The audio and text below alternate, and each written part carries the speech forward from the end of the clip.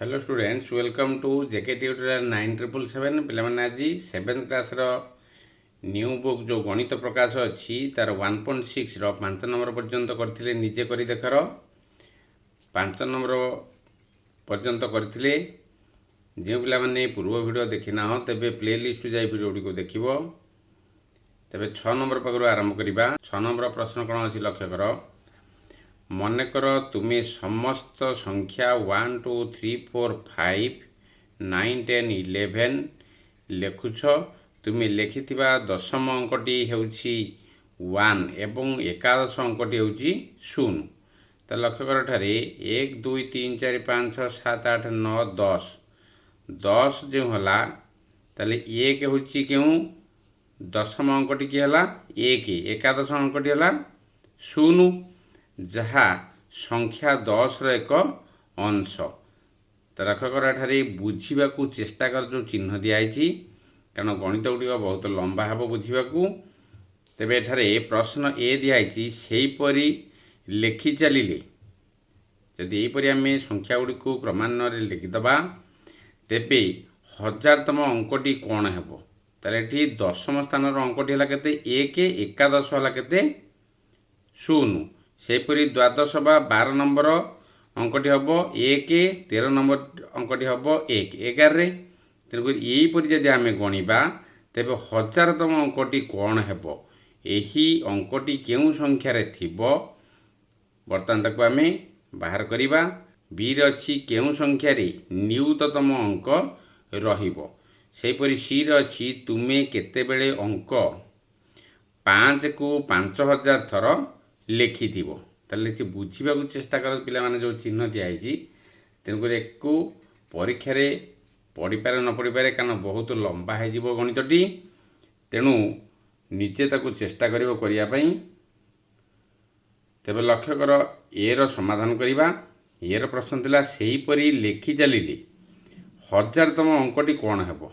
बुझिला कि नहीं। 1000तम अंक माने बर्तमान 10 रे जेमिति दशम स्थान अंक है केते 1, एकादश है 0। सेपरि 1000तम अंकटी कौन हेब, यही अंकटी केउ संख्यार थिबो। तेबे लक्ष्य कर समाधान टी को 6 नंबर 6 ए। ताले 1 रु 9 पर्यंत अंक हेउछि केतोटी 9टी अंक होउछि। तेबे 10 रु 99 पर्यंत अंक किपरि आमे जानिबा। पूर्वर तुमे पढ़ी के आसछ पंचम श्रेणी रे थिला। तेणुक ये 99 फेड़ान 9 करदेव कारण बृहत्तम संख्या बृहत्तम संख्या को फेड़देले पाइपर के 2 अंक विशिष्ट संख्या 3 अंक विशिष्ट संख्या केतोटी संख्या अच्छी तुम्हें पाइपर कारण 10 है 2 अंक विशिष्ट 99 है 2 अंक विशिष्ट। तेणुक 2 अंक विशिष्ट बृहत्तम संख्या 1 अंक विशिष्ट बृहत्तम संख्या वियोग करदे तुम्हें पाइपर कौन 2 अंक केतोटी अंक अच्छी। ताले 99 फेड़ान 9 समान 90। ताले एठारे अंक संख्या केते हेबो 10 रु 99 पर्यंत अंक हेउछि। ताले 99 फेड़ान 9 इज इक्वल टू 90। ताले 90 गुणन 2 जाला 180 अंक। ताले 90 गुणन 2 के कराला कारण 2 अंक विशिष्ट। ताले 10, 11, 12 एपरी 99 पर्यंत 2टी अंक। तेणुक 90टी संख्या हल पाइल 90 गुणन 2 समान 180 अंक हो गला तुमर। तेबे 1 रु 99 पर्यंत अंक ताले 180 मिशाण 9 समान है 189टी। ताले 1000तम अंक पाइबाकू बाकी अच्छी। 1000तम अंक पाइबाकू बाकी अंक केते हबो ताले 1000 फेड़ान बाहला केते हमर 189। ताले इज इक्वल टू 811। 1000तम अंक प्रश्न देइतिला 1000तम अंकटी कौन हेबो। ताले पाइले हम केते 811। ताले 3 अंक विशिष्ट संख्या वर्तमान 3 अंक विशिष्ट संख्या केतोटी अछि 811 विभक्त 3 ताकू हरि देला परे पाइबो तुमे 270 पड़िबो एवं भाग शेष रहइबो 1। ताले 811 विभक्त 3 बा हरण 3 कर देले 270 पड़िबो एवं 1 बळिबो। ता प्रश्न थिला एई अंकटी केउ संख्या रे थिबो। ताले यही जो अंकटी केउ संख्यार थी ताले 3 अंक विशिष्ट संख्या आसुची 811।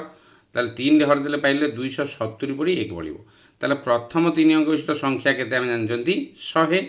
প্রথম 3 অঙ্ক বিশিষ্ট 2 অঙ্ক বিশিষ্ট বৃহত্তম সংখ্যা হল 99। 2 অঙ্ক বিশিষ্ট 3 অঙ্ক বিশিষ্ট আরম্ভ হচ্ছে 100 রু, তেণু প্রথম 3 অঙ্ক বিশিষ্ট সংখ্যা হল কেতে 100।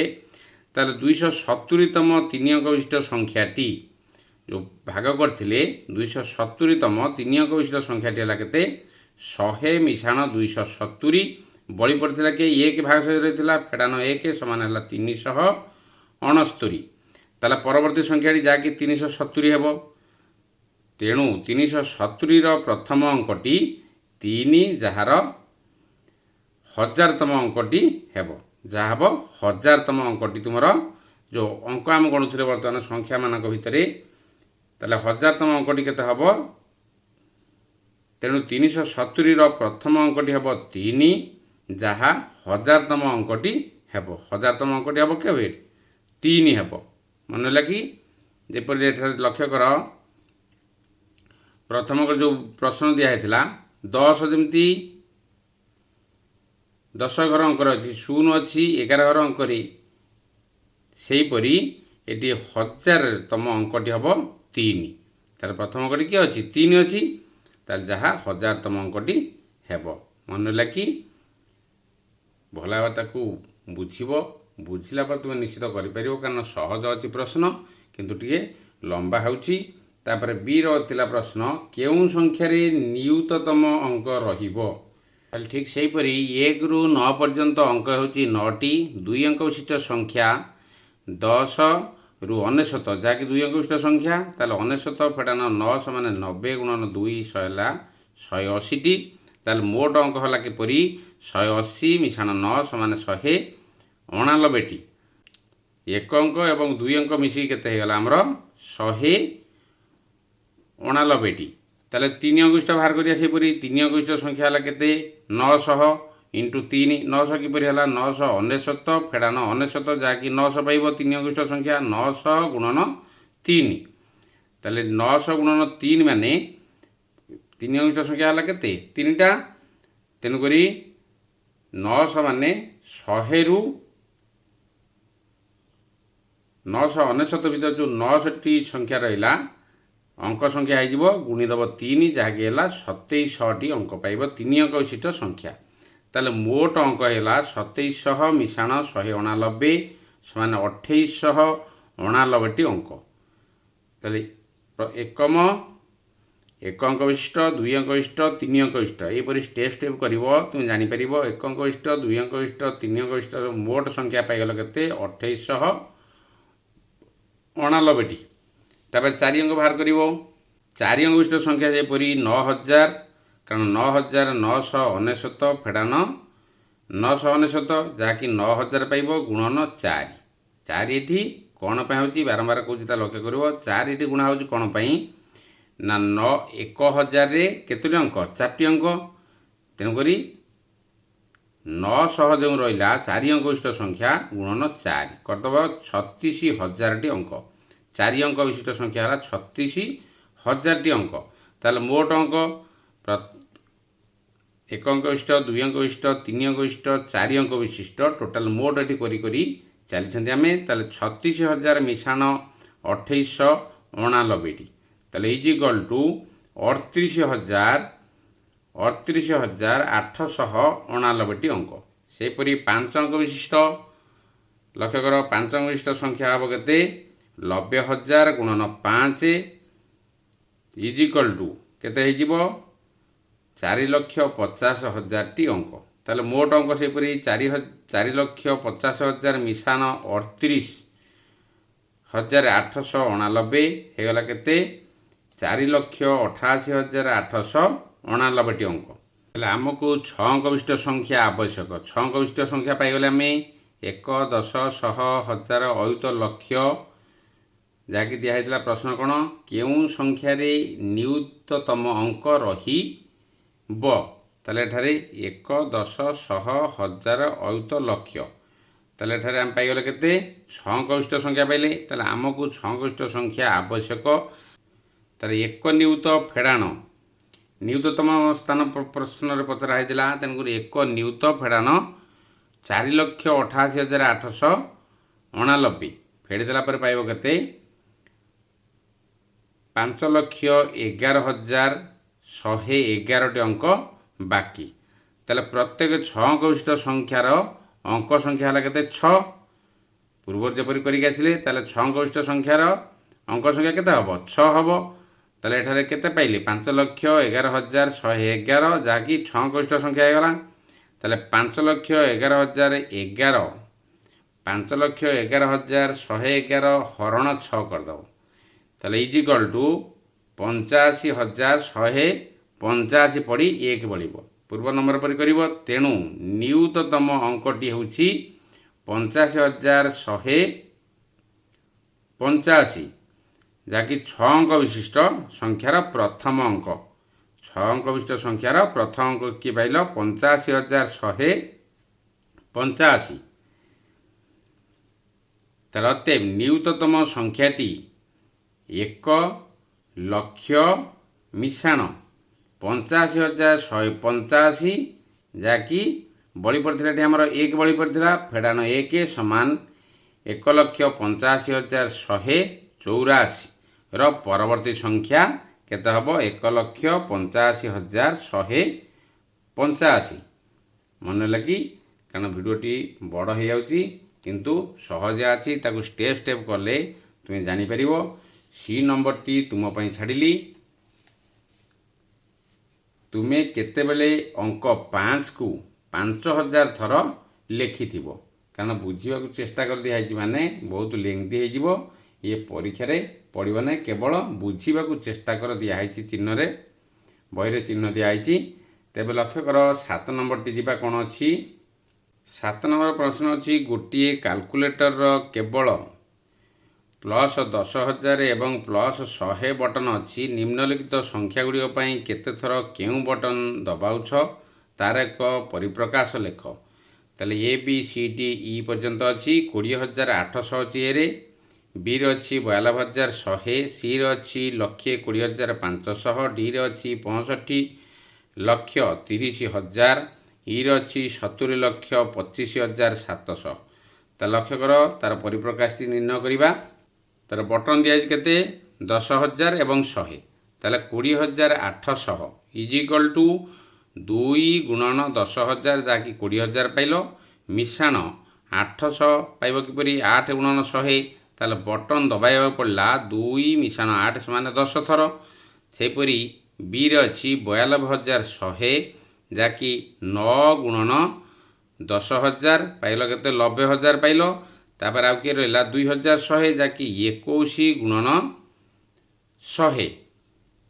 ତାହେଲେ ବଟନ୍କୁ ଦବାଇବା କେତେ? 9 ମିଶାଣ 21, 9 ମିଶାଣ 21 30 ଥର। 30 ଥର ଦବାଇଲେ ତାହେଲେ 42,100 ଆମେ ପାଇପାରିବା। ସେହିପରି ସି ଦେଖ, 1,20,500, 10,000 ବଟନ୍ ଦିଆହେଇଛି, ତାର 12 ଗୁଣନ 10,000, ଯାହାକି କେତେ ହେଇଗଲା? 1,20,000 ହେଇଗଲା, ମିଶାଣ 5 ଗୁଣନ 100, 500 ହେଇଗଲା। ତାହେଲେ ବଟନ୍ ଦବାଇବା 12 ମିଶାଣ 5 ସମାନ କେତେ ହେଲା? 17 ଥର। ସେହିପରି ଡିରେ ଅଛି 65,30,000 ଇଜ୍ ଇକ୍ୱାଲ୍ ଟୁ, ତାହେଲେ 653 ଗୁଣନ 10,000 କରିଦେବ, ଯାହାକି ବଟନ୍ ଦବାଇବାକୁ ପଡ଼ିବ କେତେ? 653 ଥର। ତ ଏଠୁ 100 ଘରରେ କେହି ନାହାନ୍ତି, ତେଣୁକରି 100 ବଟନ୍ଟି ଏଠି ଆଉ କାମ କରିବ ନାହିଁ। ଯଦି 100 ବଟନ୍କୁ ଆମେ ମାରି ମାରି ଚାଲିବା, ତାହେଲେ ବହୁତ ଥର ମାରିବାକୁ ପଡ଼ିବ। ତେଣୁ 653 ଥର ମାରିଲେ ଆମେ କ'ଣ ପାଇପାରିବା? 65,30,000। ସେପରି ଇର ପ୍ରଶ୍ନ ଅଛି 70,25,700। ତାହେଲେ 70,25,700କୁ 702 ଗୁଣନ 10,000 ମାରିଦେବ, ପ୍ଲସ୍ 57 ଗୁଣନ 100। ତାହେଲେ ବଟନ୍ ଦବାଇବାକୁ ପଡ଼ିଲା କେତେ? 702 ମିଶାଣ 57 ସମାନେ 759 ଥର ଦବାଇଲେ ପାଇପାରିବ 70,25,700। ମନେ ହେଲା କି? ତାପରେ 8 ନମ୍ବର ପିଲାମାନେ ପ୍ରଶ୍ନ ଅଛି, କେତେ ଲକ୍ଷରେ 1 ବିଲିୟନ ହୁଏ? ତାହେଲେ ପୂର୍ବରୁ ତ ଆମେ ଆଲୋଚନା କରିଛନ୍ତି କେତେ ଲକ୍ଷରେ 1 ବିଲିୟନ ହୁଏ। ତାହେଲେ 1 ଲକ୍ଷ ସମାନ କେତେ ହେଲା? 1ରେ 5ଟା ଶୂନ 1 ଲକ୍ଷ। ତାହେଲେ 1 ବିଲିୟନ କେତେ? 1ରେ 9ଟା ଶୂନ। ପୂର୍ବରୁ ଆଲୋଚନା କରିଛନ୍ତି ଯେଉଁ ପ୍ରଶ୍ନ ଦିଆହେଇଥିଲା ତାର ସମାଧାନ କରିଥିଲେ ତାହେଲେ ଏକରେ 9ଟା ଶୂନ ବା 1 ବିଲିୟନ ହରଣ 1 ଲକ୍ଷ, ଲକ୍ଷ କରଠାରେ 1 ବିଲିୟନ ବିଭକ୍ତ 1 ଲକ୍ଷ, ତାହେଲେ 5ଟା ଶୂନ ଉପରେ କାଟିଦିଅ, ତଳେ 5ଟା ଶୂନ କାଟିଦିଅ, ଆଉ ବଳି ପଡ଼ିଲା କିଏ 1 2 3 4, 4ଟା ଶୂନ 1ରେ, ତାମାନେ 10,000। ତାହେଲେ ଅତଏବ 10,000 ଲକ୍ଷରେ 1 ବିଲିୟନ ହୁଏ।